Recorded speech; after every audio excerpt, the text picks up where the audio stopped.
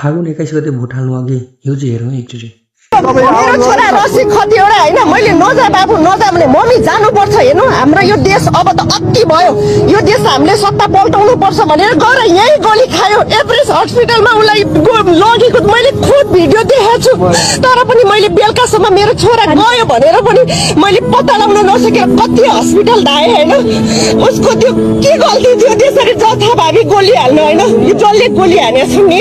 उनीहरूले कम्मर पनि हालिदिएको भए हाम्रो बच्चा हामी बचाउन सक्थ्यौं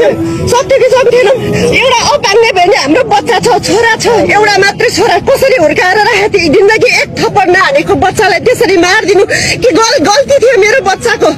के गल्ती थियो उसले राम्रोसँग दुई गाँस खाना पनि खान पाएन मामु मामु भने अब उसको एक शब्द मामु म कसरी सुनौ उसको मामु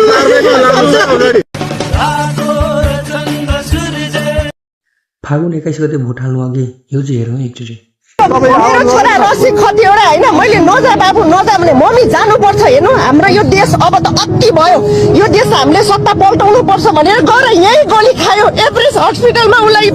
लगेको मैले खुद भिडियो देखेको छु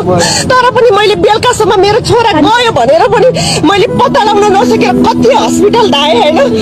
उसको त्यो के गल्ती थियो त्यसरी जथाभावी गोली हाल्नु हैन यो जसले गोली हानेछ नि उनीहरूले कम्मर पनि हालिदिएको भए हाम्रो बच्चा हामी बचाउन सक्थ्यौं सक्थ्यो कि सक्थेनौं एउटा अपाङ्गे भने हाम्रो बच्चा छ छोरा छ एउटा मात्रै छोरा कसरी हुर्काएर राखेको थियो जिन्दगी एक थप्पड नहानेको बच्चालाई त्यसरी मारिदिनु के गल्ती थियो मेरो बच्चाको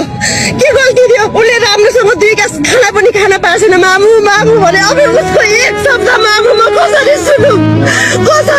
उसको मामु